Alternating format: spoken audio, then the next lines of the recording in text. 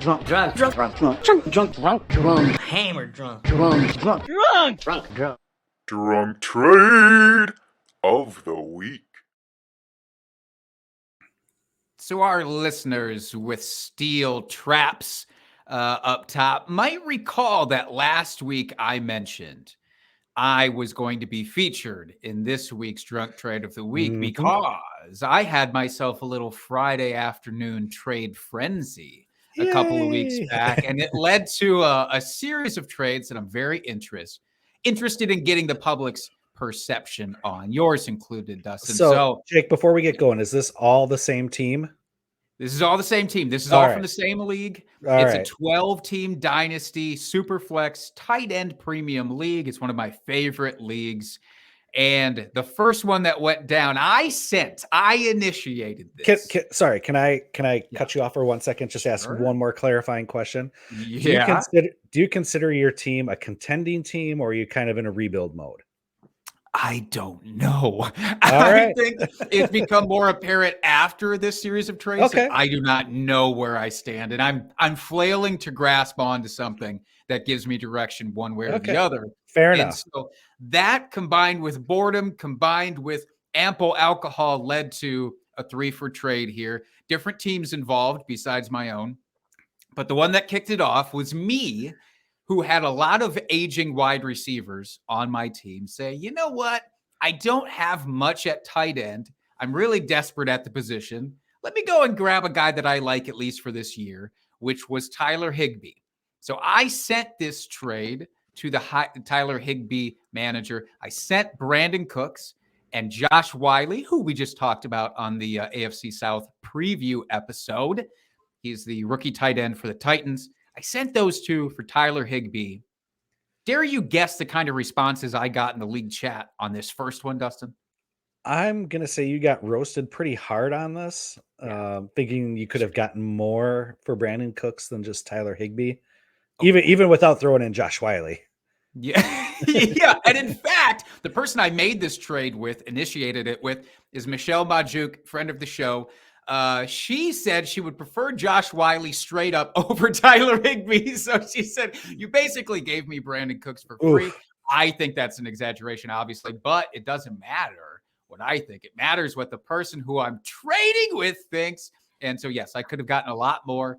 A lot of people jumped in to say, before I even admitted it, Jake's drinking. Let's go make trades with Jake, which led to trade number 2 coming my way, where I sent DeAndre Hopkins, still without a team technically, Deebo Samuel, and a 2025 third-round pick, basically a nothing pick, for DJ Moore, Rashad Bateman, my guy Tim Patrick, and a 2025 second-round pick. This is interesting, I would say, more than the first. What do you think, Dustin?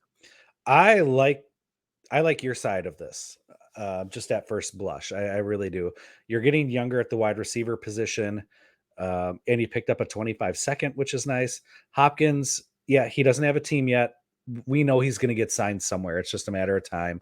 But he's getting older. He's got maybe a couple years left at being like fantasy relevant, probably.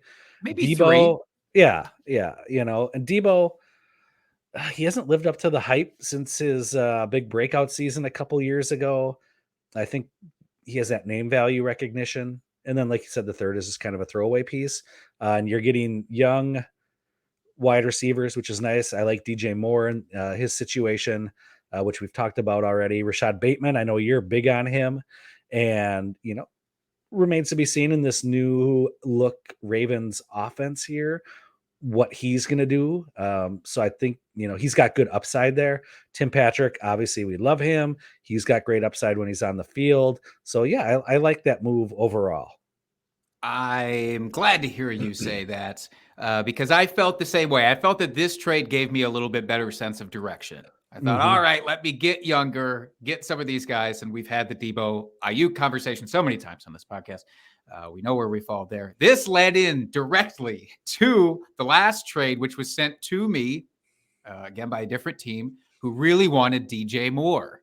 So they sent Devontae Smith and Romeo Doubs for DJ Moore in my 2025 second. So 2 of the pieces that I got from the previous trade, Moore and that second round pick, went immediately back out the door for Smith and Romeo Doubs. What do you think about the finale here? I like your side of this as well. I'm a big fan of Devonta Smith. I'm trying to get him wherever I can. I found that very difficult because people also really like him. Sure. In Romeo Doubs, as Packer homers, we like the flashes that we saw out of him.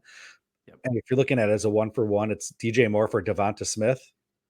I guess it's who you like better. I prefer Devonta. And then a 25 second for Romeo Doubs. Yeah, give me that all day. The 25 second you can get back later. So you got lots of time to recoup that pick if you want to. So give me Doubs with that, what we flashed and saw out of him last year. Might have some good flex appeal, this year, depending on what that Packers offense looks like. Yeah, admittedly, I don't know if Doubs himself is worth a second round pick, even a 2025 second round pick right now. But I do think that the upside is crazy. I love Smith. And I think I was way more excited to get him. I think he's the best piece out of any of these trades by far. So I was just really excited to have another linchpin wide receiver to pair with my Stephon Diggs, with my aging Keenan Allen, and some of these other guys that I have. So I really like what it resulted in. So let this be a lesson. Just because you make a bad drunk trade to start things off, you don't have to continue down that path. It can lead to greater things. And in fact, I would dare say, if the first trade I made wasn't as bad as it was, I don't think these other ones would have gotten into the mix. So I think ultimately it worked out. So you don't think Romeo Doubs is worth a 25 second? I don't think most people value him as that right now. I really don't. In fact, I've seen his dynasty ADP be behind Jaden Reed's right now, which is probably just because of draft capital, real life draft capital investment. Right. I was happy to do it. Don't get me wrong. I just don't know that that's where his value is. I know. I just feel like for a 25, with it being 2 years out, I mean, I don't mind that for him as a guy with potentially good upside to him. Well, I would say go ahead and start sending those offers in your dynasty leagues, because I think you would easily get him for that. So yeah, just jump to it. You might not even have to give that much. You might get a third back with it or whatever. So who knows? Yeah, it was a fun Friday. I'll tell you that.